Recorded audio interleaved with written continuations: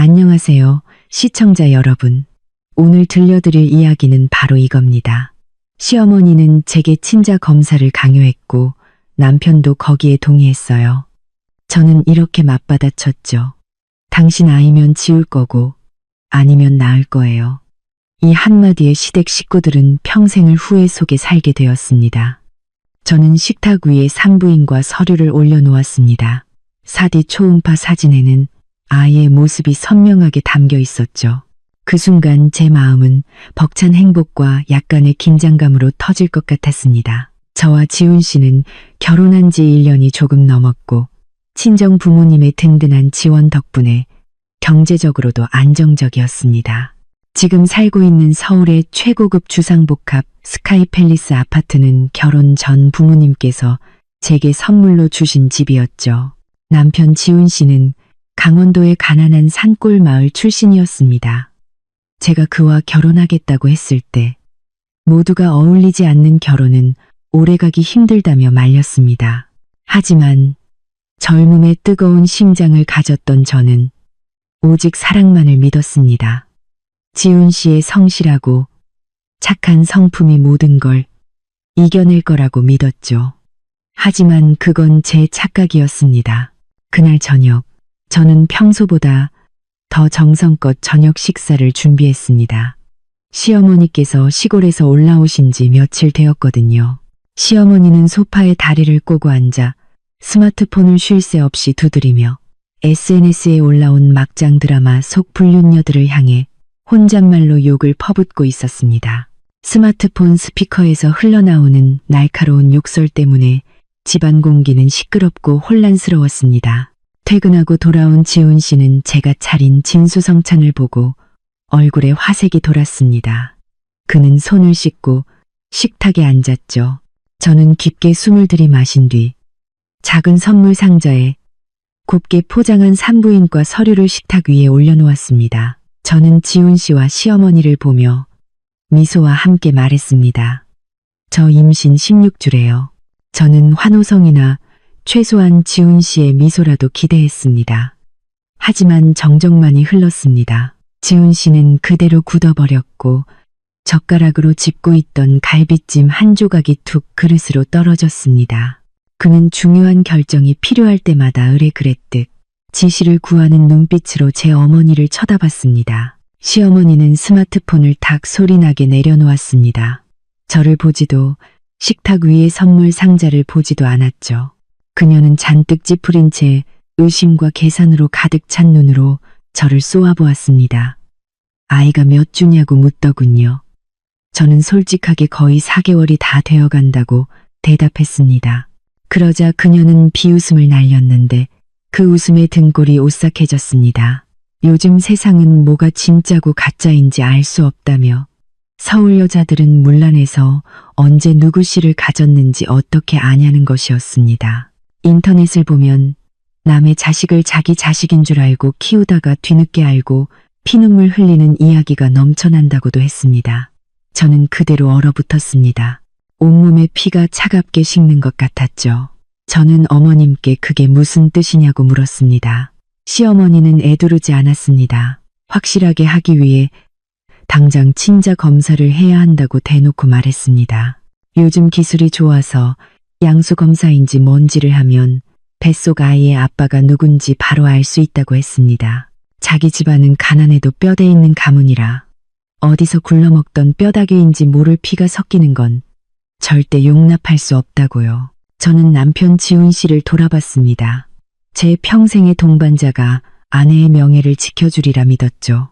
하지만 제가 그토록 사랑했던 남자, 지훈 씨는 밥그릇에 고개를 쳐박고 있었습니다. 저는 목소리를 가다듬고 어머니의 제안에 대해 어떻게 생각하는지 물었습니다. 지훈 씨가 고개를 들었지만 그의 눈빛은 저를 피했습니다. 그는 모기만 한 목소리로 말했지만 그 한마디 한마디는 비수처럼 제 심장에 박혔습니다. 엄마 말씀도 일리가 있어. 내가 요즘 출장이 잦았고 당신은 친구들도 많이 만나잖아. 조심해서 나쁠 건 없지. 그냥 검사받아. 떳떳하면 무서울 게 없잖아. 내 아이가 확실하면 뭐가 두려워서 검사를 못해. 제 귀가 멍멍해졌습니다. 알고 보니 남편과 시댁 식구들 눈에 저는 믿을 수 없는 해픈 여자일 뿐이었습니다. 이 고급 아파트, 이 편리한 생활, 모두 제가 그에게 안겨준 것인데 그 대가가 이런 치욕적인 의심이란 말인가요? 제가 사랑했던 지훈 씨의 착함은 이제 비겁하고 한심하기 짝이 없는 나약함으로 제 앞에 본색을 드러냈습니다. 저는 시어머니와 지훈 씨의 눈을 차례로 똑바로 쳐다봤습니다. 마음속의 고통은 순식간에 극도의 경멸감으로 바뀌었습니다. 친자 검사를 원한다고. 좋다. 소원대로 해주겠다. 하지만 그 대가는 절대 가볍지 않을 것이다. 스카이 팰리스의 넓은 거실이 숨 막힐 듯 답답해졌습니다. 천장에 화려한 크리스탈 샹들리에가 마치 제 기구한 운명을 비웃는 듯 반짝였습니다.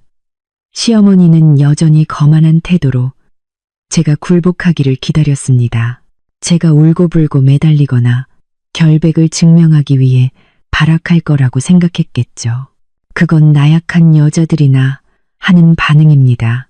저희 세연은 저를 존중하지 않는 자들 앞에서 결코 비굴해지지 않을 겁니다. 저는 허리를 꼿꼿이 펴고 옷매무새를 가다듬었습니다. 이상할 정도로 침착한 태도였죠. 저는 날카로운 눈빛으로 지훈 씨를 쏘아보며 물었습니다. 다시 한번 물을게요. 정말 내가 이 뱃속 아이 양수 검사에서 친자 확인하길 바라요? 지훈 씨는 여전히 양쪽 눈치를 보는 괴로운 표정을 지었지만 마마보이 근성은 숨길 수 없었습니다. 그는 우물쭈물하더니 궤변을 늘어놓았습니다. 그냥 절차일 뿐이야. 당신이 검사 받으면 엄마도 안심하시고 집안도 조용해지잖아. 안심, 조용, 그 두 단어가 어찌나 쓰라리게 들리던지요. 결국 아내와 자식의 명예와 건강보다 제 어머니의 안심이 더 중요하다는 거군요. 임신 초기에 양수 검사를 하는 것은 유산의 위험이 따르는 일입니다. 확률이 낮다고는 하지만 위험이 없는 것은 아니었죠. 그들은 아이의 안전 따위는 안중에도 없었습니다. 그들은 오직 강원도 산골 박씨 집안의 혈통에만 관심이 있었던 겁니다. 저는 고개를 끄덕이며 차가운 미소를 지었습니다. 좋아요. 검사 받을게요. 시어머니는 옳지 하며 무릎을 탁 쳤습니다. 승리감에 도취된 표정이 역력했죠. 그래야 며느리 된 돌이라나요. 떳떳하면 무서울 게 없고 진짜 금은 불을 두려워하지 않는다고 했습니다. 그녀는 덧붙였습니다. 만약 지훈이 아이가 맞으면 큰 상을 내리고 친딸처럼 아껴주겠다고요. 저는 손을 들어 그녀의 허황된 말을 막았습니다. 그리고 또박또박 천천히 두 모자의 뇌리에 깊이 박히도록 선언했습니다. 저는 서울국제병원에서 검사를 받을 거예요.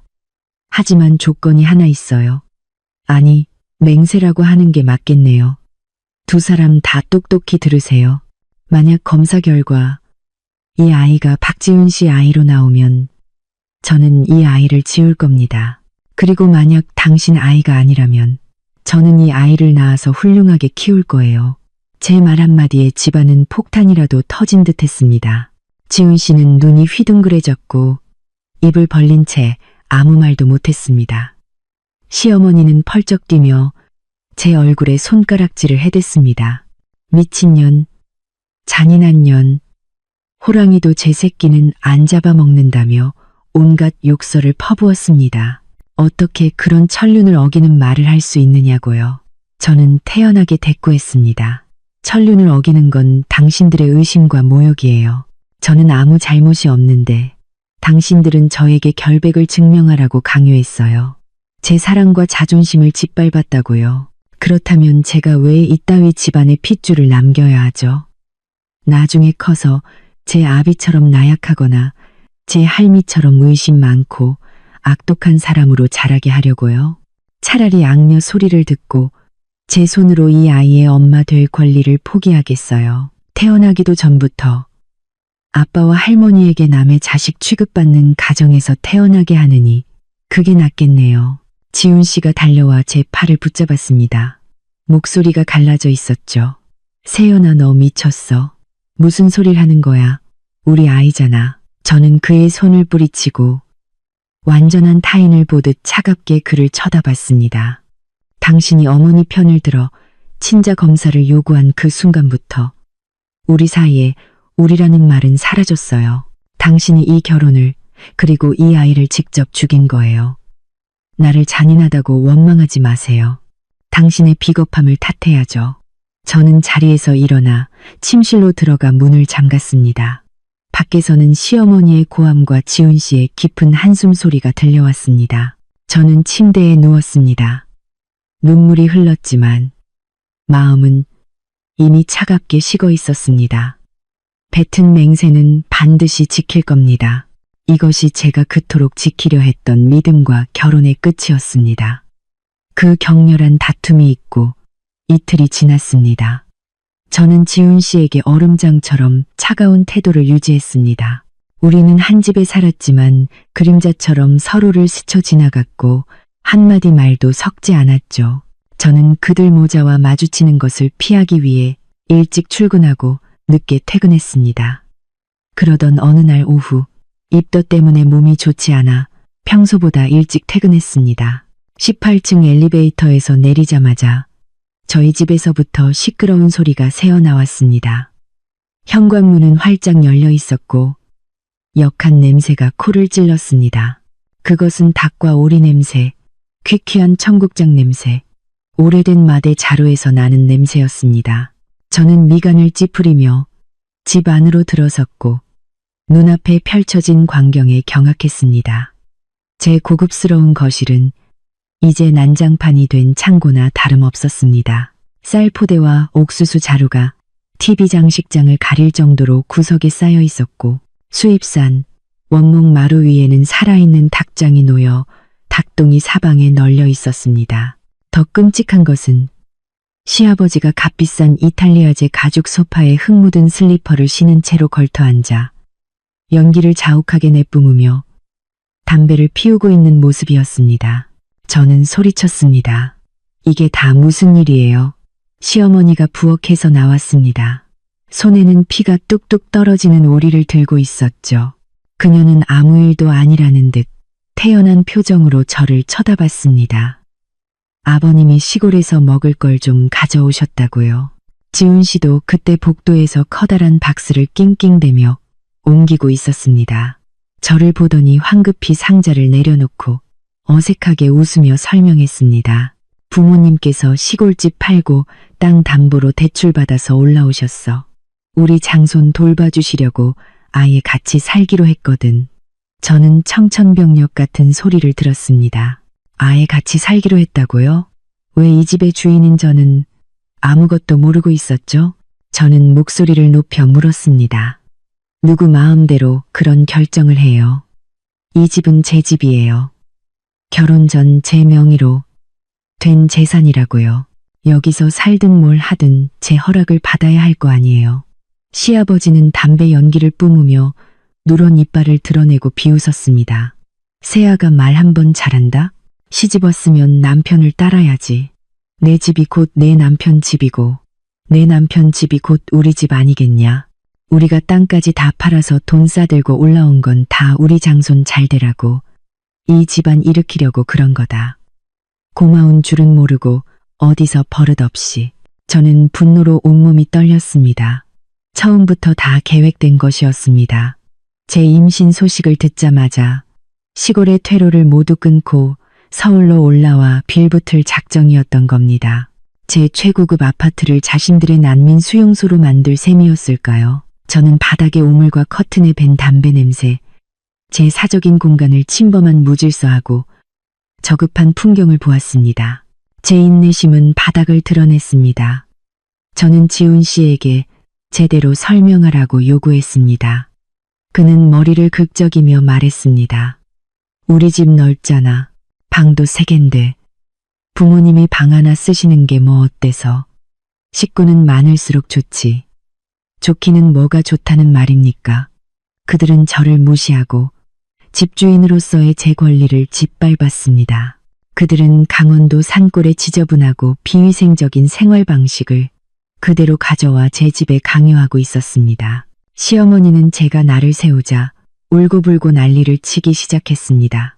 제가 돈 좀 있다고 시골 사람 무시하는 못돼먹은 며느리라며 소리쳤습니다.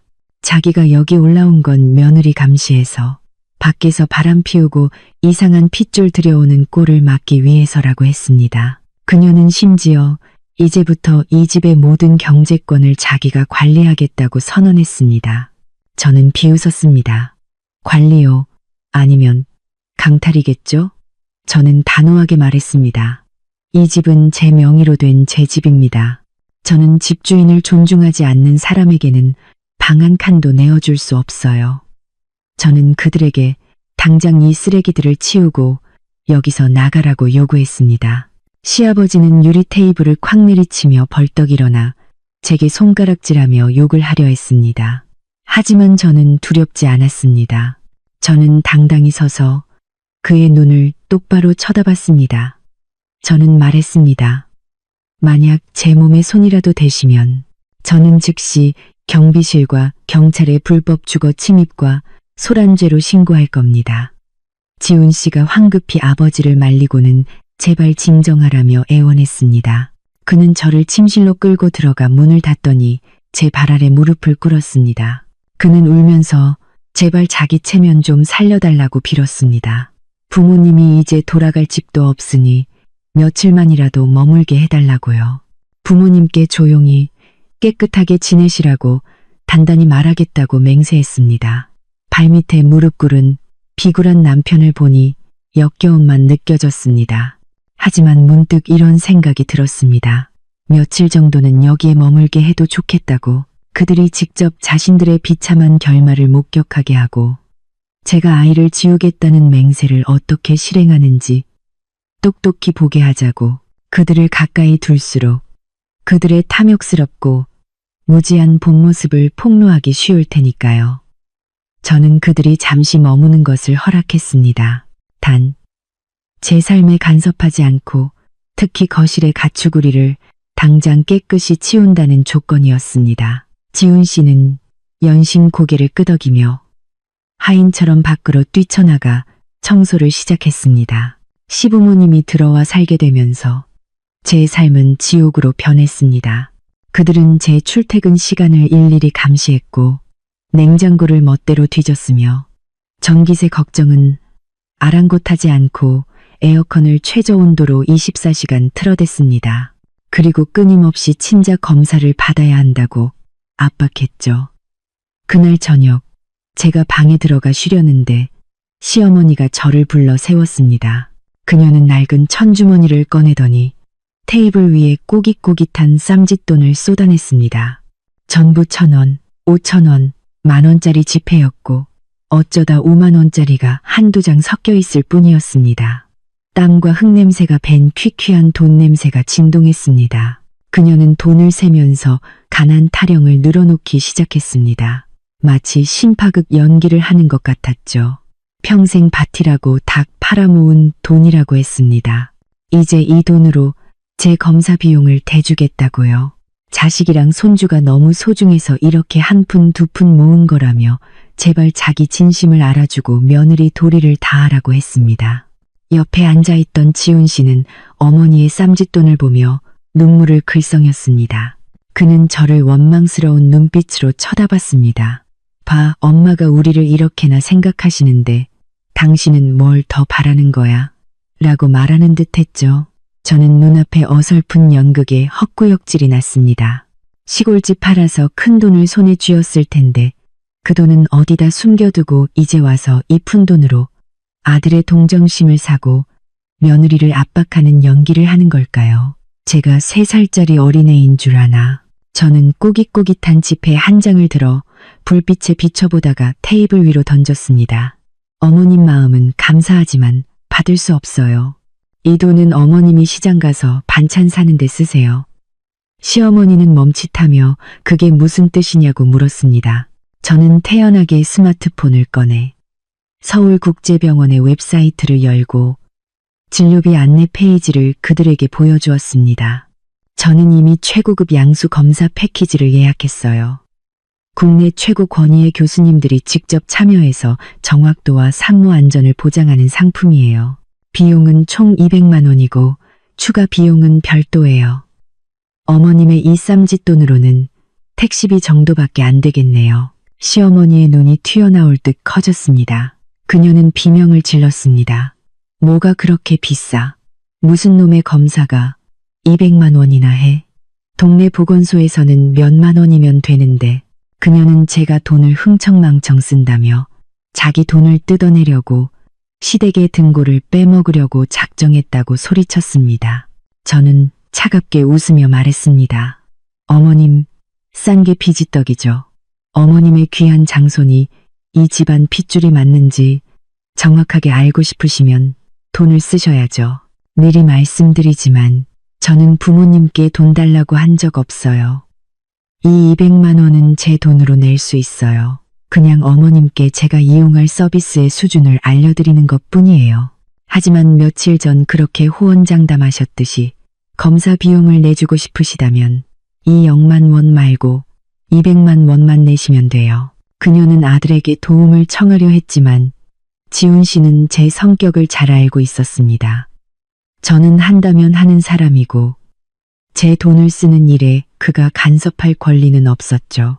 제가 뜻을 굽히지 않자 시어머니는 막무가내로 나오기 시작했습니다. 제가 부자라고 가난한 사람 무시한다며 일부러 비싼 병원을 골라 자기를 골탕 먹이는 거라고 소리쳤습니다. 제가 병원 의사와 짜고 결과를 조작할지도 모른다고 의심했습니다. 저는 벌떡 일어나 테이블을 내리쳤습니다. 어머님이 서울국제병원을 못 믿으시겠다면 더 신뢰가 가고 더 비싼 병원을 직접 찾아보세요. 기꺼이 따라가 드리죠. 하지만 검사는 받고 싶은데 돈은 아깝고 그러면서 정확도는 바라는 건 꿈속에서나 가능한 일이에요. 저는 단호하게 못 박았습니다. 다음 주 월요일에 병원 갈 거예요. 돈 준비해 두세요. 그게 아니면 입 다무시고 다시는 검사 얘기 꺼내지 마세요. 말을 마친 저는 방으로 들어가 버렸습니다. 시어머니는 쌈짓돈을 앞에 두고 멍하니 앉아 있었고 지훈 씨는 어쩔 줄 몰라 제 머리만 쥐어뜯고 있었죠. 그녀의 가난 코스프레 연극은 제게 처참하게 간파당했습니다. 저의 단호함과 경제적 독립은 시어머니를 더욱 약 오르게 만들었습니다. 그녀는 돈이나 가짜 도덕심으로는 저를 굴복시킬 수 없다는 것을 깨달았죠. 그래서 그녀는 가장 비열한 수법을 쓰기로 결심했습니다. 바로 거짓말과 모함이었습니다. 토요일 저녁 집안의 공기는 끊어지기 직전에 기타 줄처럼 팽팽했습니다. 저녁 식사가 끝나고 시어머니는 평소처럼 TV를 보는 대신 소파 상석에 엄숙한 표정으로 앉아 있었습니다. 마치 국회라도 소집할 기세였죠. 그녀는 지훈 씨와 시아버지를 부른 뒤 제가 과일을 깎으러 가려 하자 저를 불러 세웠습니다. 그녀는 헛기침을 하더니 고통과 연민이 가득한 눈빛으로 지훈 씨를 바라봤습니다. 그녀는 오랫동안 고민하고 망설이다가 이 사실을 털어놓는다고 했습니다. 가정이 깨질까봐 두려웠지만 아들이 아내에게 배신당하고도 바보처럼 사는 꼴은 더 이상 볼 수 없었다고요. 지훈 씨가 어리둥절하며 무슨 얘기냐고 묻자 시어머니는 제 얼굴에 대고 손가락질하며 날카롭게 선언했습니다. 내가 똑똑히 봤다. 4달 전쯤 세연이가 출장 간다고 했던 바로 그날 웬 낯선 놈이랑 꿈의 모텔로 들어가는 걸 내 두 눈으로 똑똑히 봤어. 그때 자기가 병원 진료 때문에 서울에 올라왔다가 우연히 그 앞을 지나가다 봤다는 것이었습니다. 조용히 덮으려고 했는데 이제 와서 임신한 태도가 저렇게 건방지니 더는 입 다물고 있을 수가 없다고요. 저는 그 자리에 얼어붙었습니다. 꿈의 모텔, 낯선 남자, 도대체 무슨 말도 안 되는 소리를 하는 걸까요? 2달 전 시어머니가 관절염 때문에 서울에 올라온 것은 사실입니다. 하지만 저는 온종일 회사에서 일했고 점심은 동료들과 구내식당에서 먹었는데 무슨 모텔을 갔다는 말입니까? 저는 소리쳤습니다. 거짓말하지 마세요. 증거 있어요? 무슨 증거로 저를 그렇게 모함하세요? 시어머니는 비웃으며 말했습니다. 자기는 늙었어도 눈은 아직 안 침침하다고. 제가 버건디색 원피스를 입고 키 크고 시커먼 놈이랑 팔짱을 끼고 모텔 로비로 들어가는 걸 똑똑히 봤다고요. 그녀는 그 원피스의 디자인까지 상세하게 묘사했습니다. 제가 실제로 가지고 있는 원피스가 맞았습니다. 하지만 그 원피스는 회사 파티 때 입었던 것이지 평소에 입고 다니는 옷이 아니었습니다. 그녀는 지훈 씨를 보며 기름을 부었습니다. 아들, 잘 생각해봐. 내 마누라가 저렇게 노란하다가 덜컥 애가 생기니까 이제 와서 지우겠다는 거 아니냐. 그게 사실은 그놈과의 흔적을 싹 지우고 도망치려는 수작이지. 저녀는 우리 집이 가난하고 네가 능력 없다고 무시하는 거야. 돈 많은 남자 만나서 돈 뜯어내려는 거라고. 지훈 씨는 어머니의 말을 듣고 얼굴이 시뻘개졌고 두 눈에는 핏발이 섰습니다. 그는 저를 돌아봤습니다. 그의 눈에는 더 이상 부부의 정이라고는 찾아볼 수 없었고 오직 의심과 혐오만이 가득했습니다. 그는 제 어머니의 말을 전적으로 믿었습니다. 지훈 씨에게 어머니의 말은 곧 법이었고 어머니는 절대 거짓말을 하지 않는 존재였죠. 그는 제게 달려들어 어깨를 잡고 거칠게 흔들며 소리쳤습니다. 그 남자 누구야? 그놈이랑 몇 번이나 잤어? 그는 저를 더러운 여자, 남편과 자식을 속인 배신자라며 욕했습니다. 지훈 씨에게 흔들리는 육체적 고통은 심장의 고통에 비하면 아무것도 아니었습니다. 제가 그토록 믿었던 남편이 이제는 어머니의 근거 없는 거짓말 한마디에 아내를 저주하고 있었습니다. 그는 제게 확인하려 하지도 해명할 기회를 주지도 않았습니다. 그의 머릿속에서 저는 이미 유죄 판결을 받은 죄인이었습니다. 저는 지훈 씨의 손을 뿌리치고 그의 뺨을 세게 후려쳤습니다. 짝 하는 소리가 거실에 울려 퍼졌습니다. 지훈 씨는 뺨을 감싸 쥔 채 멍하니 서 있었습니다. 저는 눈물을 흘리면서도 그의 눈을 똑바로 쳐다보며 단호하게 말했습니다. 당신은 정말 멍청해. 매일 밤 한 입을 덮고 자는 아내보다 어머니의 근거 없는 거짓말을 더 믿는다고? 그 남자가 누구냐고? 좋아. 내가 진실을 알려주지. 하지만 당신 어머니처럼 말로만 떠들지는 않을 거야. 저는 시어머니를 돌아보며 말했습니다. 오늘 당신이 지어낸 거짓말들 똑똑히 기억해 두세요. 저를 궁지로 몰아서 당신 아들이 저를 버리게 만들고 싶었겠죠? 착각하지 마세요. 당신은 지금 당신 아들의 행복을 제 손으로 묻어버리고 있는 거예요. 저는 방으로 달려가 가방과 차키를 챙겼습니다. 이 지옥 같은 곳에서 당장 벗어나야 했습니다. 이 거짓말과 배신으로 가득 찬 인간들과 단 1초도 같은 공기를 마시고 싶지 않았습니다. 제 머릿속에는 단 하나의 생각뿐이었습니다. 지원군을 불러야 한다. 나를 진심으로 사랑하고 지켜줄 사람들을 불러 이 쓰레기들을 치워야 한다. 이제 제 두 오빠가 나설 차례였습니다. 지훈 씨는 제가 순순히 떠나도록 내버려 두지 않았습니다. 제가 차키를 집어들자마자 그는 살기등등한 얼굴로 침실문을 막아섰습니다. 맹목적인 질투심과 어머니의 부추김이 과거에 온순했던 남편을 통제불능의 폭군으로 만들어 버렸습니다. 그는 제가 밖으로 나가지 못하게 막으며 소리쳤습니다. 그놈 만나러 도망가려는 거지? 당장 그 자식이 누군지 불어. 저는 지훈 씨를 측은하게 쳐다봤습니다. 그의 나약함은 이성과 독립적인 판단 능력을 완전히 상실하는 최고 경지에 이르렀습니다. 그는 마치 어린아이가 엄마 치마폭에 매달리듯 어머니의 거짓말에 매달려 자신의 직감을 믿지 못했습니다. 저는 침착하게 물었습니다. 당신, 나랑 산 세월이 얼만데 내가 당신을 속이는 기미라도 보였어요? 제 월급은 당신이 관리했고 어딜 가든 뭘 하든 다 보고했어요. 제 핸드폰은 항상 아무데나 두었고 당신이 원하면 언제든 볼 수 있었어요. 그런데 고작 어머니의 증거 없는 말 한마디에 이 모든 걸 무너뜨릴 수 있어요. 지훈 씨는 잠시 주춤하며 눈빛이 흔들렸습니다. 하지만 바로 그 순간 거실에서 시어머니의 날카롭고 아기의 찬 목소리가 들려왔습니다. 지훈아, 저년 말에 속지 마. 바람 피운 년들은 원래 혓바닥이 긴 법이야. 버르장머리를 단단히 고쳐놔야 해. 어머니의 목소리를 듣자 지훈 씨는 마치 제 프로그래밍이라도 된 듯 다시 눈을 부릅뜨고 제게 버건디색 원피스와 꿈의 모텔에 대해 따지기 시작했습니다. 자기 어머니는 절대 틀린 말을 하지 않는다며 어머니가 자기를 어떻게 키웠는데 사람 보는 눈 하나는 정확하다고 했습니다. 저는 큰 소리로 웃었습니다. 쓰디쓴 웃음소리가 사방벽에 부딪혀 울렸습니다. 그래, 당신은 정말 당신 어머니의 착한 아들이네. 너무 착해서 멍청할 지경이야. 어머니가 사람 보는 눈이 정확하다고?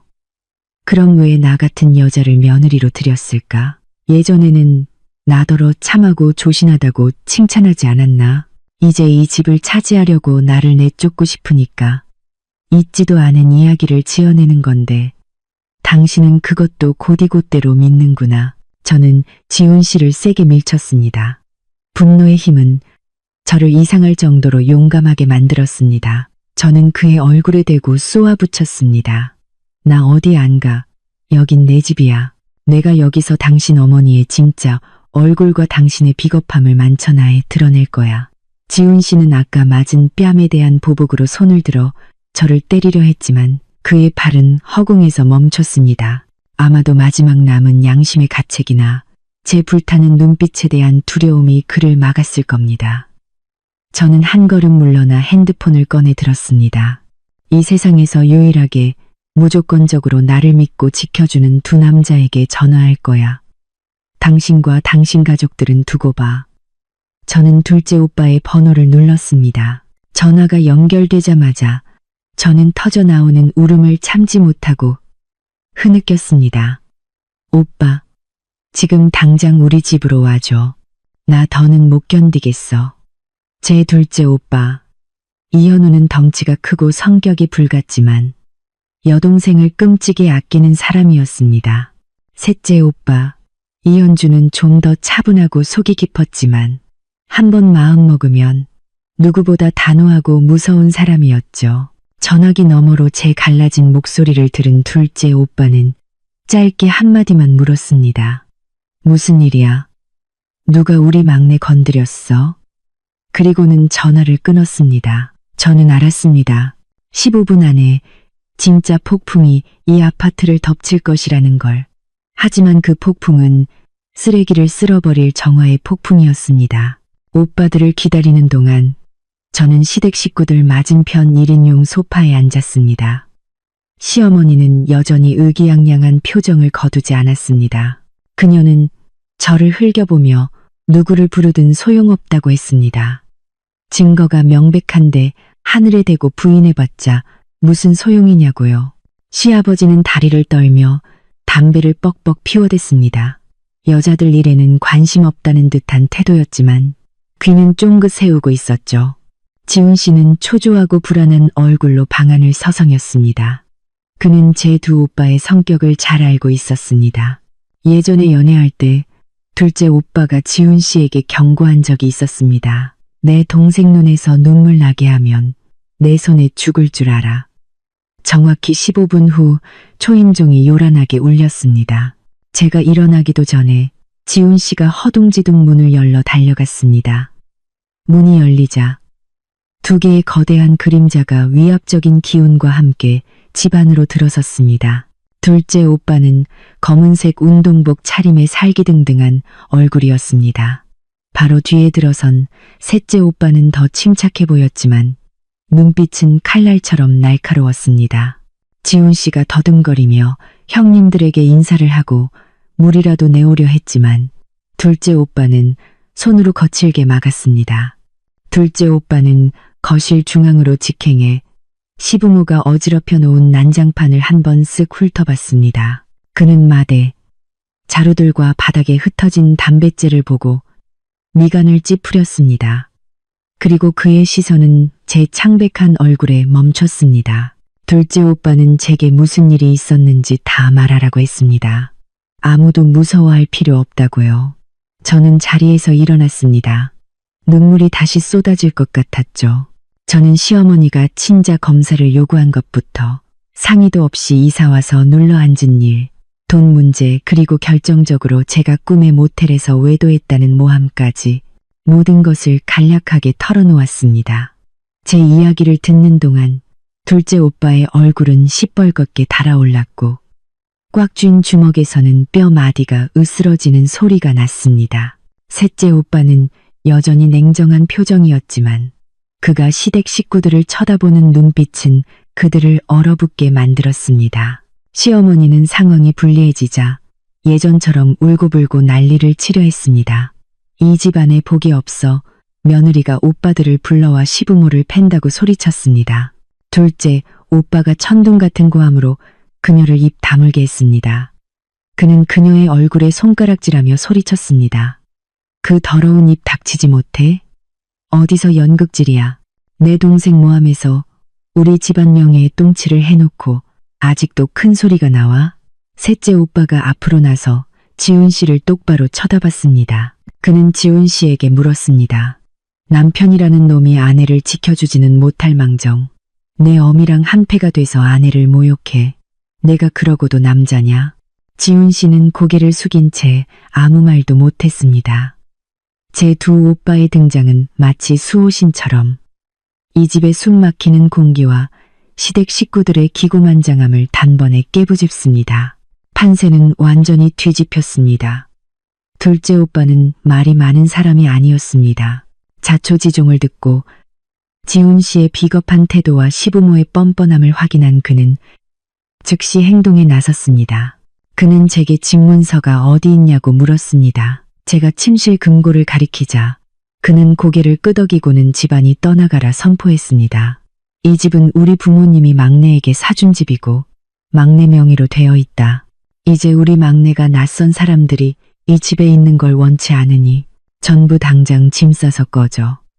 시어머니가 펄쩍 뛰며 자기는 시어머니이니 아들 집에 살 권리가 있다고 소리쳤습니다. 누가 감히 자기를 쫓아내냐며 악을 썼습니다. 둘째 오빠는 비웃으며 말했습니다. 착각하지 마시죠. 여긴 당신 아들 집이 아니라 내 동생 집입니다. 당신 아들이 여기서 사는 것도 다 마누라 덕인 줄 아세요. 말을 마친 둘째 오빠와 셋째 오빠는 소매를 걷어붙이고 행동을 개시했습니다. 두 사람은 쌀, 옥수수 포대와 냄새나는 닭장이 쌓여있는 구석으로 성큼성큼 걸어갔습니다. 둘째 오빠는 포대 2개를 송뭉치처럼 가볍게 들어올려 현관으로 가 복도에 쿵 소리나게 던져버렸습니다. 셋째 오빠는 닭들이 홱홱거리는 닭장을 들고 가차없이 밖으로 내던졌습니다.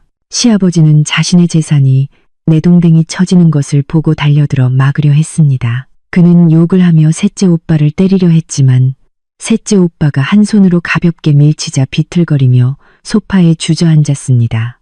셋째 오빠는 나이 먹고 힘도 없으면 얌전히 앉아서 몸이나 챙기라고 으르렁대며 경고했습니다.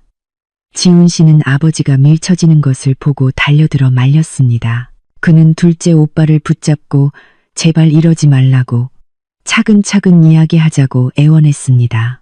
둘째 오빠는 지훈 씨를 뿌리치며 눈을 부릅떴습니다. 내 마누라가 내 어미한테 모욕당할 때는 왜 차근차근 이야기하자고 안 했어? 이제 와서는 너무 늦었어. 10분 만에 제 거실은 깨끗해졌습니다. 시부모의 지저분하고 냄새나는 짐들은 모두 아파트 복도에 어지럽게 널브러졌습니다. 둘째, 오빠는 그들이 차지하고 있던 침실까지 들어가 옷가지와 낡은 이불 보따리까지 모조리 밖으로 던져버렸습니다. 일을 마친 둘째 오빠는 손을 털며 지훈 씨 가족 앞에 섰습니다. 그는 문을 가리키며 한마디만 했습니다. 꺼져. 시어머니는 힘으로는 안 되겠다고 판단했는지 전략을 바꿔 떼를 쓰기 시작했습니다. 그녀는 거실 바닥에 드러누워 발버둥치며 서럽게 울부짖었습니다. 저는 그 광경을 보면서도 마음이 조금도 흔들리지 않았습니다. 저는 오빠들에게 저들까지 밖으로 끌어내 달라고 집 더럽히지 말라고 말했습니다. 두 오빠는 각각 한쪽씩 시어머니의 겨드랑이를 붙잡고 그녀가 발버둥치며 소리 지르는 것에도 아랑곳하지 않고 쓰레기 포대처럼 문 밖으로 질질 끌어냈습니다. 시아버지와 지훈 씨도 풀이 죽어 그 뒤를 따랐습니다.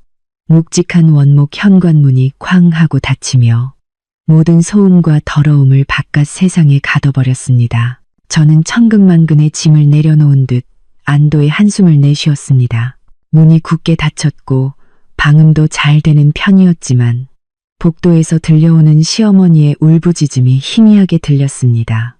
그녀는 인생 최대의 비극 연기를 시작했습니다. 저는 현관 CCTV 모니터를 켜보았습니다. 화면 속에서 시어머니는 머리를 풀어헤친 채 우리 집 문 앞에서 나뒹굴고 있었습니다. 그녀는 바닥을 치며 구슬프게 울부짖었습니다. 아이고 동네 사람들 와서들 좀 보세요. 며느리가 시부모를 길바닥으로 내쫓아요. 하늘도 무심하시지. 내 팔자가 왜 이리 기구한고. 그녀는 주변 이웃들이 문을 열고 나와 자신을 동정하고 저를 비난해 주기를, 여론의 압박으로 제가 문을 열어주기를 바라며 일부러 큰 소리로 울부짖었습니다. 그녀는 이곳이 강원도 산골 장터라도 되는 줄 알았던 모양입니다. 목소리 큰 사람이 이기는 그런 곳 말이죠. 하지만 그녀는 단단히 착각했습니다. 이곳은 최고급 주상복합 스카이 팰리스였습니다. 이곳 주민들은 모두 바쁘고 사생활을 존중하는 지성인들이었죠. 그들은 퇴근하면 문을 닫고 이웃과 교류하는 일도 거의 없으며 소음을 극도로 싫어했습니다. 길고 텅 빈 복도에는 아무도 없었고 오직 그녀 자신의 울음소리만이 섬뜩하게 울려 퍼졌습니다. 가끔 엘리베이터를 타러 지나가는 사람이 있었지만 그들은 불쾌하고 딱하다는 눈빛으로 그녀를 한번 힐끗 쳐다보고는 서둘러 발걸음을 옮길 뿐이었습니다. 아무도 멈춰서서 무슨 일이냐고 묻지 않았고 아무도 동정하지 않았습니다. 심지어 어떤 사람은 악취나는 닭장 옆을 지나가며 코를 막고 얼굴을 찌푸리기도 했습니다. 집안에서 CCTV 화면을 보던 두 오빠는 비웃었습니다. 셋째 오빠가 말했죠. 배우는 삼류인데 무대를 잘못 골랐네. 소리 지를수록 자기 얼굴에 침 뱉기지.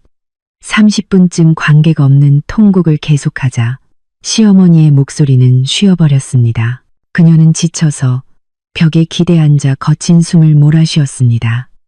시아버지는 담배를 피워댔고 그 연기 때문에 복도의 화재 경보기가 삑삑거리며 울렸습니다. 지훈 씨는 벽에 기댄 채 넉나간 표정으로 서 있었습니다. 저는 화면 속 지훈 씨를 보며 그가 무슨 생각을 하고 있을지 궁금했습니다. 과연 조금이라도 후회하고 있을까요? 아니면 여전히 저를 잔인하다고 원망하고 있을까요? 그때 제 핸드폰이 울렸습니다. 지훈 씨였습니다. 저는 잠시 망설이다가 전화를 받아 스피커폰으로 전환해 오빠들도 듣게 했습니다. 지훈 씨의 원망 섞인 피곤한 목소리가 들려왔습니다. 당신 정말 너무하는 거 아니야? 그래도 우리 부모님인데 문 열어줘. 무슨 일이든 문 닫고 우리끼리 이야기하자.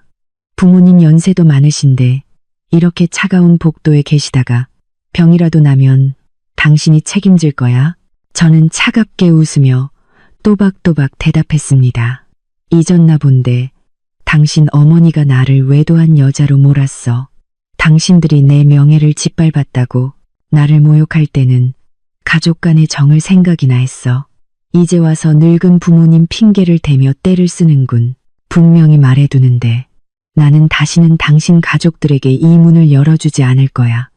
지훈 씨는 잠시 침묵하더니 으르렁거리며 최후 통첩을 날렸습니다. 문을 열지 않으면 나도 부모님 모시고 당장 떠날 거야.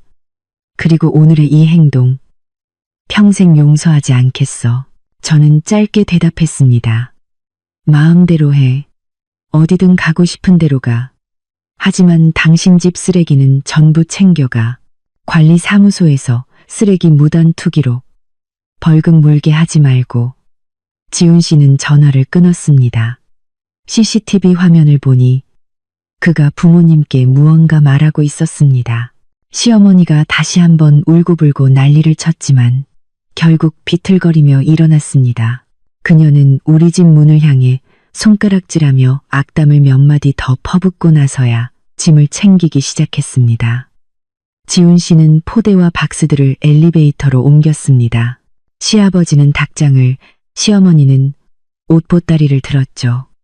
그들의 모습은 비참한 난민 행렬 같았습니다. 아내와 자식, 그리고 부모님 사이에서 지훈 씨는 망설임 없이 부모님을 선택했습니다. 그는 남아서 갈등을 해결하거나 아내의 누명을 벗겨줄 생각이 전혀 없었습니다.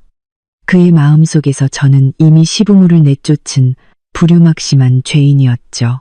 그는 상처받은 자존심과 증오를 품은 채 피해자의 모습으로 떠나갔습니다. 저는 지훈 씨가 부모님을 어디로 모시고 갈지 알고 있었습니다. 그는 은평구의 낡은 연립주택에 사는 고모가 한 분 있었죠. 집은 좁고 눅눅했지만 지금 그들이 기댈 곳은 그곳뿐이었습니다. 지훈 씨는 여전히 자기가 떠나면 제가 두려워하고 후회하며 자기를 찾아와 돌아와 달라고 애원할 것이라는 순진한 생각을 하고 있었습니다. 제가 임신 중이니 남편이 필요하고 아이에게 아빠가 필요할 거라고 착각했던 거죠. 하지만 그는 틀렸습니다. 저는 엘리베이터 문 뒤로 사라지는 그의 뒷모습을 보며 오히려 마음이 가벼워졌습니다. 더 이상 고통도 미련도 없었습니다. 오직 자신의 주관도 없이 옳고 그름을 분간하지 못하는 남자에 대한 경멸만이 남았을 뿐입니다. 둘째 오빠가 제 어깨를 두드리며 말했습니다. 잘 됐어. 저런 남편은 없는 게 나아. 너는 마음 편히 몸조리나 해. 오빠들이 다 알아서 할게. 저는 고개를 끄덕였지만 제 마음속 복수는 아직 끝나지 않았습니다. 그들을 집에서 내쫓은 것은 시작에 불과했습니다. 저는 법적으로 이 결혼을 완전히 끝내야 했습니다. 그리고 더 중요한 것은 병원에서 저의 맹세를 실행해야 한다는 것이었죠. 저는 둘째 오빠에게 한 가지 부탁을 했습니다. 오빠, 지하 주차장에서 차 좀 빼줘. 저 사람들 좀 따라가 봐야겠어. 지금 당장 해결해야 할 중요한 일이 있어. 둘째 오빠가 놀라며 무슨 일이 그렇게 급하냐고 물었습니다. 저는 이미 서명해둔 이혼 서류를 손에 꽉 쥐고 단호한 눈빛으로 말했습니다. 지훈 씨를 당장 법원으로 데려가고 싶어. 단 하루도 더 그 사람과 엮이고 싶지 않아. 우리 삼남매는 지하 주차장으로 내려갔습니다. 둘째 오빠의 거친 픽업 트럭이 굉음을 내며 주차장을 빠져나와 지훈 씨 가족이 아파트 앞에서 막 잡아탄 택시의 뒤를 쫓았습니다. 이 추격은 붙잡기 위함이 아니라 떠나보내기 위함이었습니다. 우리 삼남매가 아파트 1층 로비에 도착했을 때 지훈 씨가 부른 7인승 택시는 이미 사람과 짐으로 가득 차 있었습니다. 시부모님은 비닐봉지와 박스 더미 사이에 끼어 앉아 있었고 얼굴에는 여전히 분하고 억울한 기색이 역력했습니다. 그런데 이상한 점을 발견했습니다. 지훈 씨는 택시에 타지 않았습니다. 그는 낡은 배낭을 맨 채 로비에 멍하니 서서 아파트 정문을 빠져나가는 택시를 바라보고 있었습니다. 아마도 짐이 너무 많고 차 한 대를 더 부르는 돈이 아까웠던 지훈 씨는 부모님과 짐을 먼저 보내고 자기는 오토바이를 타거나 다른 방법으로 고모댁에 갈 생각이었던 것 같습니다. 그의 초라한 모습을 보니 동정심은커녕 그들 가족의 삼생이 같은 계산 속의 실소만 나왔습니다. 둘째 오빠는 검은색 픽업 트럭을 지훈 씨 바로 앞에 끽 소리나게 세웠습니다. 그는 창문을 내리고 날카로운 눈빛으로 지훈 씨를 쳐다봤습니다. 지훈 씨는 처남의 차를 보고 물에 빠진 사람이 지푸라기라도 잡은 듯한 표정이었습니다. 그는 허둥지둥 달려와 차창에 손을 얹고 최대한 비굴한 목소리로 화해를 청했습니다. 형님들 어디 가세요? 저 은평구까지만 좀 태워주시면 안 될까요? 택시에 자리가 없어서요. 오토바이 택시 부르자니 돈도 아깝고. 둘째 오빠는 비웃으며 물었습니다. 고모댁에 가서 감정의 빚이라도 피하려는 거냐? 지훈 씨는 고개를 숙였습니다. 그는 제가 화가 풀릴 때까지 부모님을 모시고 잠시 머물려는 것뿐이라고 변명했습니다. 그는 여전히 제가 일시적인 분노에 차 있다고 순진하게 믿고 있었습니다. 지금 이 차를 얻어 타는 것이 화해할 기회이자 처남들에게 사정을 설명하고 지지를 얻을 기회라고 생각했던 거죠. 둘째 오빠는 고개를 끄덕이며 타라고 했습니다. 지훈 씨는 기뻐하며 뒷문을 열고 셋째 오빠 옆에 타려고 했습니다. 하지만 셋째 오빠는 조각상처럼 미동도 없이 다리를 길게 뻗어 문을 가로막았습니다. 지훈 씨는 어리둥절한 표정으로 셋째 오빠와 둘째 오빠를 번갈아 쳐다봤습니다. 둘째 오빠는 핸들을 손가락으로 두드리며 차가운 목소리로 조건을 내걸었습니다. 이 차는 나약하고 배신하는 놈은 안 태워. 내가 지금 가려는 단 한 곳에 같이 갈 거면 태워주지.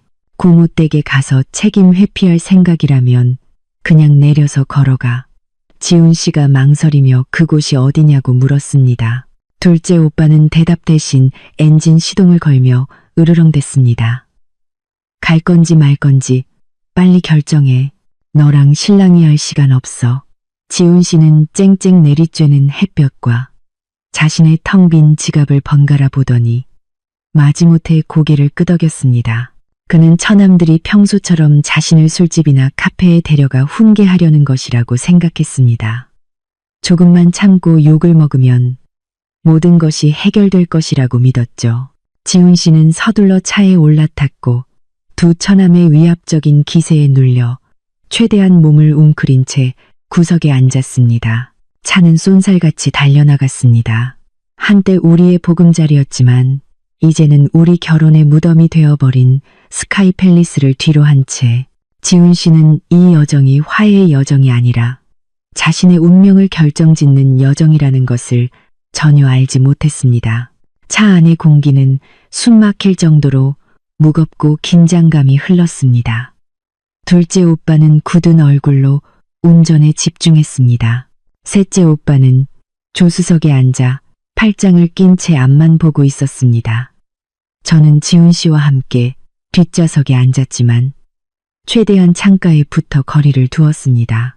지훈 씨가 몇 번이나 입을 열어 제 안부를 물으려 했지만 돌아오는 것은 무서운 침묵뿐이었습니다. 그는 결국 입을 다물고 창밖을 보며 우리가 어디로 가는지 짐작하려 애썼습니다. 차는 익숙한 거리를 지나 강남의 행정 중심지로 향하는 큰 길로 접어들었습니다.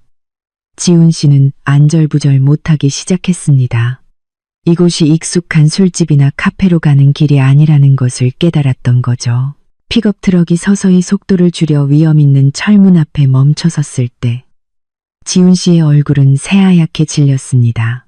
서울가정법원이라는 간판이 그의 눈앞에 선명하게 나타났습니다. 마치 그의 뺨을 후려치는 차가운 물벼락처럼 지훈 씨는 더듬거리며 물었습니다. 왜 여기로 와요? 형님, 길 잘못 드신 거 아니에요? 둘째 오빠는 시동을 끄고 안전벨트를 풀며 경멸의 눈빛으로 지훈 씨를 돌아봤습니다. 잘못 안 왔어. 여기가 지금 가장 필요한 곳이야. 내려. 지훈 씨는 공포에 질려 고개를 저었습니다. 그는 차 시트를 꽉 붙잡고 절대로 내리지 않겠다고 버텼습니다. 그는 저를 돌아보며 떨리는 목소리로 애원했습니다. 세연아, 지금 뭐 하는 거야? 왜 나를 법원에 데려와? 부부싸움은 칼로 물베기라잖아. 왜 이렇게까지 일을 크게 만들어? 저는 무감각한 눈빛으로 지훈 씨를 쳐다봤습니다. 당신과 당신 어머니가 내 명예를 모욕하고 내 뱃속 아이를 의심한 건 나에게 단순한 부부싸움이 아니야. 그건 용서할 수 없는 치욕이야. 나는 한다면 하는 사람이야. 오늘 난 여기에 이혼 소송을 제기하러 왔어. 지훈 씨는 소리쳤습니다. 이혼은 안 돼. 난 당신을 사랑해. 이 가정을 잃고 싶지 않아. 셋째 오빠는 말없이 뒷문을 열고 지훈 씨의 멱살을 잡아 밖으로 질질 끌어냈습니다. 지훈 씨의 힘은 셋째 오빠에 비하면 개구리나 다름없었습니다. 차에서 끌려 나온 지훈 씨는 뜨거운 햇볕이 내리쬐는 법원 마당에 비틀거리며 섰습니다. 그때서야 지훈 씨는 극도의 공포를 느꼈습니다. 그는 제 말과 행동이 진심이라는 것을 깨달았습니다. 더 이상 협박도 단순한 화풀이도 아니었습니다. 저는 법의 힘을 빌려 그를 제 인생에서 완전히 몰아내려 하고 있었습니다. 저는 준비해 온 서류를 들고 차에서 내려 당당하게 걸어갔습니다. 지훈 씨는 제 팔을 붙잡고 눈물을 흘리며 달려왔습니다. 그는 주변 사람들의 시선에도 아랑곳하지 않고 법원 마당 한가운데에 무릎을 꿇었습니다. 그는 제발 다시 생각해달라고, 뱃속의 아이를 생각해서라도 제발 이러지 말라고 애원했습니다. 저는 그의 손을 뿌리치고 차갑게 말했습니다. 일어나, 사람들 앞에서 웃음거리 만들지 말고, 정말 아이를 생각했다면 당신 어머니 편을 들어 나에게 친자 검사를 강요하지 않았을 거야. 지금 와서 후회해봤자 너무 늦었어. 지훈 씨가 울며 불며 매달리고 있을 때 다른 택시 한 대가 법원 정문 앞에 멈춰섰습니다. 문이 열리고 지훈 씨의 부모님이 허둥지둥 달려 들어왔습니다. 알고 보니 지훈 씨가 오는 길에 몰래 부모님께 위치를 문자로 보내 도움을 요청했던 것입니다. 법원 간판을 보자마자 시어머니는 펄쩍 뛰었습니다. 그녀는 달려와 제 얼굴에 손가락질하며 온갖 욕설을 퍼부었습니다. 제가 사악한 년이라며 남편을 법원으로 끌고 와 이혼하고 재산을 전부 가로챈 뒤 다른 놈에게 가려는 속셈이라고 소리쳤습니다. 자기 눈에는 제 음흉한 계획이 다 보인다고요. 저는 팔짱을 낀 채 태연하게 그녀의 연극을 지켜봤습니다. 어머님은 입만 열면 제가 바람을 피웠다고 하시는데 증거 앞에서 직접 대질신문할 용기는 있으세요? 시어머니는 고개를 쳐들고 증거를 내놓으라며 큰 소리쳤습니다. 그녀는 자신의 거짓말을 아무도 밝혀낼 수 없다고 확신했습니다. 그날 그녀는 말로만 떠들었을 뿐 증인은 아무도 없었으니까요. 저는 핸드폰을 꺼내 사진 한 장을 그들 가족 앞에 높이 들어 보였습니다. 사진 속에는 제가 고급 레스토랑 로비에서 중년의 신사와 악수하는 모습이 담겨 있었습니다. 저는 그들 모두가 들을 수 있도록 또렷하게 말했습니다. 이 사진은 저희 회사 전략적 파트너인 데이비드 이사님과 찍은 사진입니다. 이 사진은 어머님이 지어낸 꿈의 모텔이 아니라 뒤에 로고도 선명하게 박힌 고급 한정식집 금수강산에서 찍은 거예요. 그리고 더 중요한 건 이 파일 원본에 찍힌 날짜와 시간을 보세요. 어머님이 저를 모텔에서 봤다고 주장하는 시간과 정확히 일치합니다. 저는 다음 사진으로 넘겼습니다. 그것은 저와 데이비드 이사님이 업무상 나눈 메시지 캡처 화면이었습니다. 회의 일정을 확인하는 이메일 내용까지 모든 것이 명백했습니다. 저는 지훈 씨를 보며 물었습니다. 똑똑히 봐. 이 사람이 당신 어머니가 내가 만났다고 주장하는 그 남자야. 우리 아버지 버리고 우리 회사에 수십억짜리 계약을 안겨준 분이라고. 내가 이분을 그런 싸구려 모텔에 데려가서 당신 어머니 눈에 띌 만큼 멍청해 보여? 시어머니는 말문이 막혔습니다. 그녀의 얼굴은 붉어졌다가 새하얗게 질렸습니다. 그녀는 사진이 조작될 수 있다며 요즘 포토샵이 얼마나 발달했는데 그걸 믿느냐고 우겼습니다. 저는 비웃으며 말했습니다. 그럼 얼마든지 감정 의뢰해보세요. 만약 한 번만 더 저를 모함하는 말을 입에 담으시면 저는 어머님을 명예훼손으로 고소할 겁니다. 그때는 이혼으로 끝나지 않고 정신적 피해보상금까지 청구할 거예요. 어쩌면 징역을 살게 될 수도 있고요. 시아버지는 상황이 불리해지자 아내의 옷소매를 잡아당기며 조용히 하라는 신호를 보냈습니다. 지훈 씨는 하늘이 무너진 듯 서서 핸드폰 속 사진들을 보며 아무 말도 못했습니다. 명백한 진실이 눈앞에 드러나 그가 저를 모욕하는 근거로 삼았던 모든 의심이 산산조각 났습니다. 그는 자신이 얼마나 끔찍하고 어리석은 실수를 저질렀는지 깨달았습니다. 저는 법원 마당에 멍하니 서 있는 시댁 식구들을 뒤로하고 서류 접수처로 향했습니다.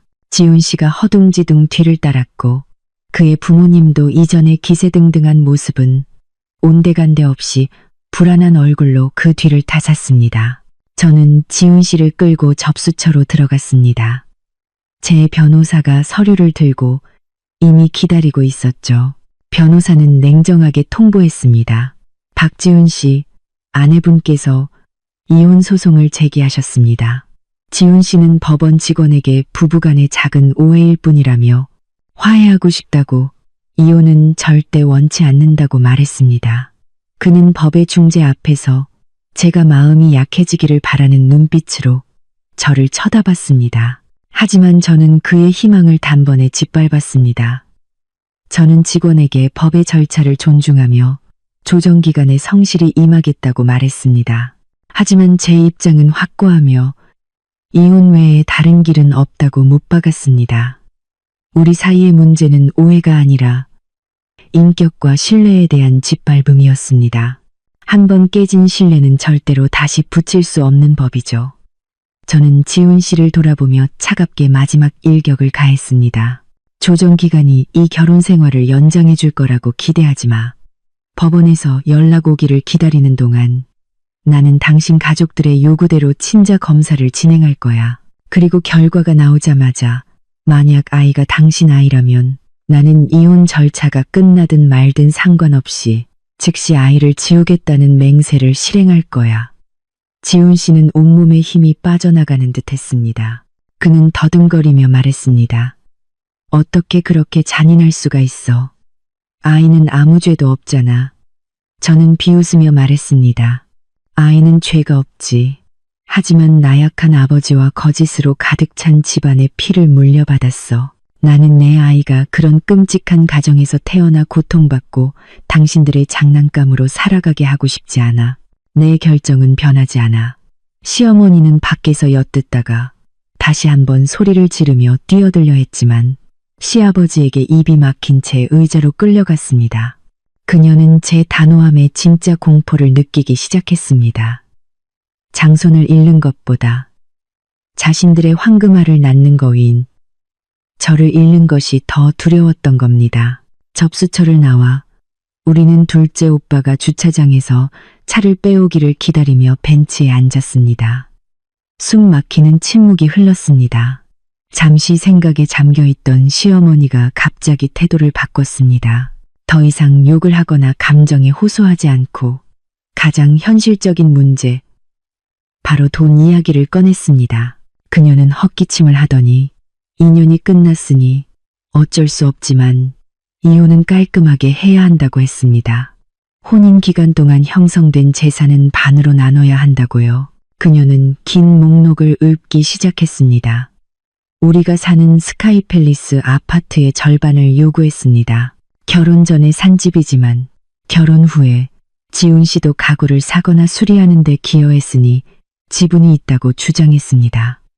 제가 타고 다니는 국산 세단의 절반도 요구했습니다.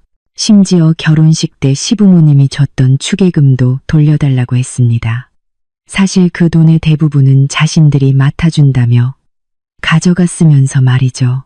지훈 씨는 어머니를 말리지 못하고 부끄러움에 고개를 숙이고 있었습니다. 그는 재산의 출처를 명확히 알고 있었지만 어머니의 탐욕과 부추김에 침묵으로 동조했습니다. 그 무모한 요구에 암묵적으로 동의한 셈이죠. 저는 시어머니의 유치하고 탐욕스러운 모습에 연민을 느꼈습니다. 저는 가방에서 이혼 서류가 아닌 재산증명 서류 뭉치를 꺼냈습니다. 저는 서류를 돌멩이 벤치 위에 탁 소리나게 내려놓았습니다. 눈 똑바로 뜨고 잘 보세요. 이건 혼인신고 3개월 전에 제 단독 명의로 구매, 등기 이전까지 완료된 아파트 매매 계약서입니다. 이건 제네시스 자동차 등록증이고요. 이것 역시 회사 프로젝트 성과금으로 산 제 개인 재산입니다. 저는 다음 장을 넘겨 붉은색 마이너스 숫자가 길게 찍힌 은행 거래 내역서를 가리켰습니다. 지난 1년간 우리가 함께 모은 재산은 아무것도 없고 이 빚뿐이에요. 이건 지훈 씨 명의의 신용카드 내역서인데 혼인 기간 중 발생한 공동 채무죠. 지훈 씨가 명품 옷을 사고 게임 아이템을 사고 코인 투자에 실패하면서 쓴 돈이에요. 총 빚이 5천만 원에 달하네요. 법에 따르면 개인 재산은 각자 소유하고 공동 채무는 반으로 나눕니다. 제가 당신들에게 집이나 차를 나눠달라고 하지 않는 것만으로도 다행인 줄 아세요. 이혼하면 저는 이 빚을 당신의 유흥비로 발생한 개인 채무라고 주장할 겁니다.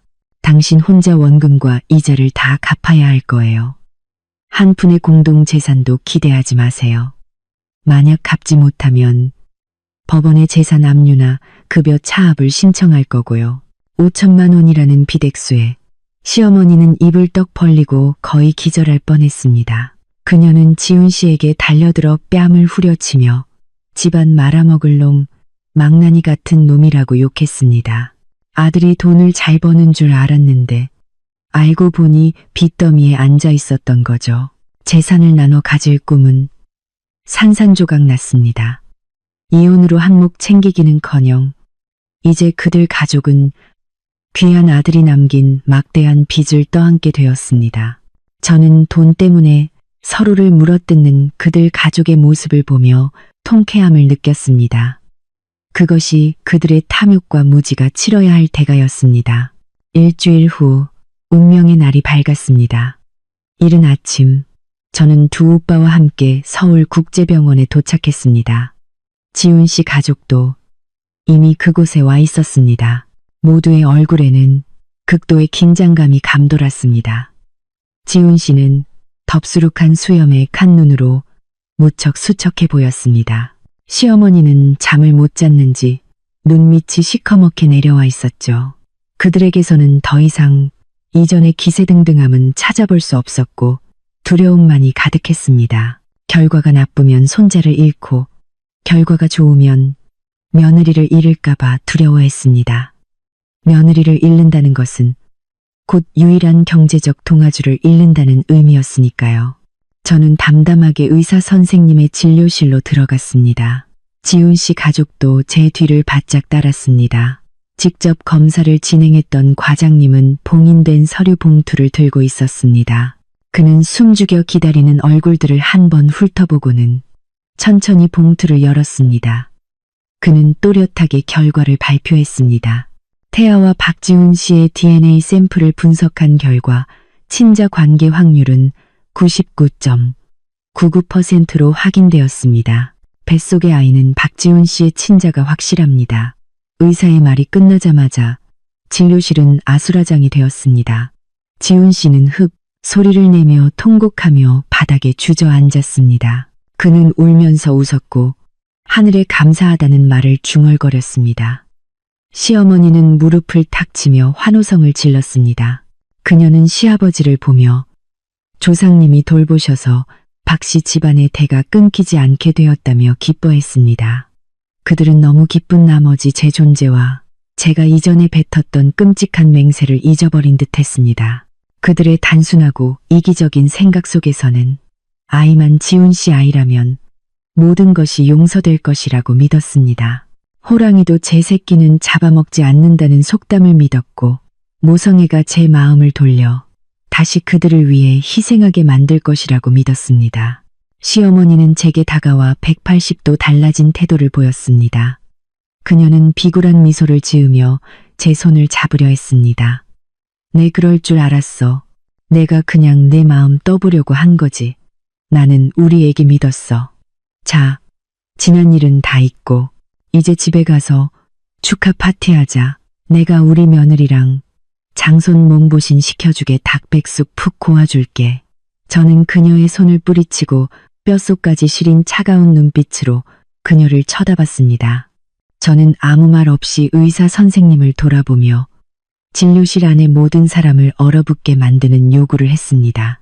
저는 의사 선생님의 눈을 똑바로 쳐다보며 조금의 흔들림도 없이 또렷하게 말했습니다. 선생님, 결정했습니다. 이번 수속 밟아주세요. 저 이 아이 지우겠습니다. 시어머니의 입가에서 미소가 사라졌습니다. 바닥에 주저앉아 있던 지훈 씨는 용수철처럼 튀어올라 제 어깨를 붙잡았습니다. 그는 소리쳤습니다. 무슨 소리야? 내 아이라잖아. 결과가 나왔는데 왜 아직도 지우겠다는 거야? 너 미쳤어? 저는 지훈 씨의 손을 뿌리치고 옷깃을 바로잡았습니다. 저는 그와 그의 부모님을 보며 그날의 맹세를 한 글자 한 글자 되새겨 주었습니다. 분명히 말했죠. 당신 아이면 지우고 아니면 낳겠다고. 제가 농담하는 줄 알았어요? 저는 단호한 목소리로 말을 이었습니다. 저는 제 아이가 당신들처럼 이기적이고 가부장적이고 비열한 집안의 피를 물려받게 하고 싶지 않아요. 아내와 자식을 지킬 줄 모르는 나약한 아버지와 거짓말로 며느리를 모함하는 악독한 할머니 밑에서 자라게 하고 싶지 않다고요. 당신들 집안의 유전자는 너무 끔찍해. 미래의 불행을 막기 위해 지금 제거해야겠어요. 시어머니는 제 말을 듣고 의자에 풀썩 주저앉았습니다. 얼굴에 핏기가 하나도 없었죠. 그녀는 제가 이렇게까지 잔인하고 단호할 줄은 몰랐던 겁니다. 제가 그냥 협박하는 줄 알았는데 정말로 실행에 옮길 줄은 꿈에도 몰랐던 거죠. 의사 선생님은 안타까운 눈빛으로 저를 보며 태아가 이미 많이 자랐기 때문에 수술이 산모의 건강과 정신에 큰 영향을 미칠 것이라고 조언했습니다. 다시 한번 신중하게 생각해 보라고 권유했죠. 하지만 저는 단호하게 고개를 저었습니다. 한 번의 고통으로 끝내는 게 아이를 낳아 이 엉망진창인 집안에서 불행한 삶을 살게 하는 것보다 나아요. 저는 이미 동의서에 서명했습니다. 모든 책임은 제가 지겠습니다. 저는 둘째, 셋째 오빠를 보며 고개를 끄덕여 신호를 보냈습니다. 오빠들은 제 뜻을 알아차리고 즉시 저와 지훈 씨 가족 사이에 서서 제가 간호사와 함께 수속을 받는 동안 아무도 방해하지 못하도록 견고한 벽이 되어 주었습니다. 제가 간호사를 따라 수술실로 향하는 것을 보자 지훈 씨 가족의 공포는 극에 달했습니다. 그들은 자신들이 모든 것을 잃게 되리라는 것을 깨달았습니다. 손자, 며느리, 그리고 풍족한 삶에 대한 희망까지도요. 평생 누구에게도 고개 숙여본 적 없는 시어머니가 갑자기 달려와 사람들로 붐비는 병원 복도 한가운데에 무릎을 꿇었습니다. 그녀는 제 발치까지 기어와 제 다리를 붙잡고 서럽게 울며 애원했습니다. 제발 자기 손자를 버리지 말아 달라고, 자기가 다 잘못했다고, 제발 용서해달라고 빌었습니다. 당장 시골로 내려가 다시는 나타나지 않을 테니 제발 아이만은 살려달라고 맹세했습니다. 항상 권위적인 척하던 시아버지도 떨리는 몸으로 일어서서 제게 허리를 깊이 숙였습니다. 목소리가 갈라져 있었죠. 아가야, 아비가 부탁한다. 우리가 미우면 우리를 때리고 욕해도 좋다. 하지만 제발 아무 죄 없는 아이에게 화풀이 하지는 말아다오. 지훈 씨는 어린아이처럼 울었습니다. 눈물 콧물이 범벅이 되었죠. 그는 쿵, 쿵 소리가 나도록 바닥에 머리를 떼섰고 이마에서는 피가 배어 나왔습니다. 그는 지난 세월의 부부의 정을 생각해서라도 제발 한 번만 기회를 달라고 애원했습니다. 시댁 식구 전체가 며느리에게 무릎 꿇고 비는 광경에 지나가던 사람들 모두가 쳐다봤습니다. 그들은 수군거렸습니다. 어떤 이는 동정했고 어떤 이는 호기심 어린 눈으로 쳐다봤죠. 하지만 제 마음은 이미 돌처럼 굳어 있었습니다. 저는 제 발밑에 엎드린 그들을 보며 혐오와 경멸만을 느꼈습니다. 이 사과와 눈물이 얼마나 가식적이고 때늦은 것인가. 그들이 나를 모욕하고 모함하고 내 명예를 짓밟을 때 오늘의 이 순간을 생각이나 했을까? 그들은 나에게 상처 준 것을 뉘우치는 것이 아니라 자신들의 이익이 위협받자 비로소 후회하는 척하는 것뿐이었습니다. 저는 차갑게 시어머니의 손에서 발을 빼냈습니다. 저는 몸을 숙여 그녀가 들을 수 있을 만큼 작은 목소리로 속삭였습니다. 너무 늦었어요, 어머님. 만약 그날 어머님이 그 더러운 입을 조금만 덜 놀렸더라면, 만약 저를 애 낳는 기계나 돈줄이 아니라 한 명의 인간으로 대했더라면 이렇게까지 되지는 않았을 거예요. 오늘 어머님이 어머님 손으로 직접 당신의 친손자를 죽인 겁니다. 저는 수술실로 들어갔습니다. 차가운 유리문이 닫히며 바깥의 소란스러운 세상과 저를 완전히 분리시켰습니다. 지훈 씨의 절망적인 외침과 병원 보안 요원들에게 끌려나가며 미친 듯이 욕을 퍼붓는 시어머니의 목소리가 들렸습니다. 하지만 그 모든 소리는 점점 작아지다 이내 사라졌습니다. 차가운 수술대 위 하얀 조명 아래 누워 눈물을 흘렸습니다. 후회해서가 아니었습니다. 세상 빛도 보지 못하고 어른들의 비극에 희생되어야 하는 작은 생명에 대한 미안함과 슬픔 때문이었습니다. 하지만 이것이 저와 아이 모두를 위한 유일한 해방구라는 것을 알고 있었습니다. 수술은 고통 속에서 몇 시간 동안 이어졌습니다. 마취에서 깨어났을 때 온몸을 감싸는 공허함과 동시에 이상하리만치 가벼운 해방감을 느꼈습니다. 저와 지훈 씨 가족을 잇던 마지막 연결고리는 영원히 끊어졌습니다. 이제 저는 그들에게 아무런 빚도 지지 않았습니다. 저는 건강 회복을 위해 이틀간 입원했습니다. 그동안 지훈 씨와 그의 부모님은 병원 정문 밖을 지켰습니다. 저를 만나 애원하거나 혹은 욕이라도 퍼부어 화를 풀고 싶었겠죠. 하지만 두 오빠가 고용한 경호원들이 제 병실을 철통같이 지켜 그들 중 누구도 제 근처에 얼씬하지 못하게 했습니다. 퇴원하는 날 저는 뒷문으로 차에 올라 오빠들과 함께 곧장 친정집으로 갔습니다. 저는 핸드폰을 끄고 모든 연락을 차단하며 제 인생에서 지훈 씨라는 존재를 완전히 지워버렸습니다. 이혼 소송은 변호사에게 모든 것을 위임했습니다. 다시는 그들의 얼굴을 보고 싶지 않았습니다. 1년 후 저는 초고층 오피스 빌딩에서 나와 가을 아침의 상쾌한 공기를 마셨습니다. 그 사건 이후 저는 완전히 다른 사람이 되었습니다. 일에 집중하여 마케팅 본부장 자리까지 올랐고 그 어느 때보다 당당하고 매력적인 여성이 되었습니다. 아이를 키우기 위해 모아두었던 돈으로 여행을 다니고 자신을 가꾸고 새로운 사업에 투자했습니다. 거래처 미팅을 가는 길에 우연히 낡은 재래시장 근처를 지나게 되었습니다. 신호대기에 차를 멈췄을 때 차창 너머로 익숙하면서도 너무나 비참해서 알아볼 수 없는 광경을 목격했습니다. 악취나는 쓰레기 더미 옆 시장 구석에서 남루한 차림의 노부부가 다른 폐지 줍는 사람과 맥주 캔 몇 개를 두고 다투고 있었습니다. 바로 제 전 시부모였습니다. 시골집을 팔고 서울에 올라왔다가 제게 쫓겨난 후 그들은 전세 보증금과 지훈 씨의 우울증 치료비로 돈을 모두 탕진했다고 합니다. 돈이 떨어지자 고향에 돌아갈 면목도 없어 서울에 남아 폐지를 주우며 생계를 이어가고 있었습니다. 그리고 지훈 씨는 변호사를 통해 들은 바로는 이혼 후 완전히 무너졌다고 합니다. 계속되는 실수와 불안정한 정신 상태로 회사에서 해고당했고 법원에서 판결한 공동 채무 절반인 5천만 원의 빚과 이자 압박을 견디지 못했습니다. 그는 술에 빠져 살다가 이제는 늙은 부모에게 손을 벌려 술을 사 마시는 알코올 중독자가 되었다고 합니다.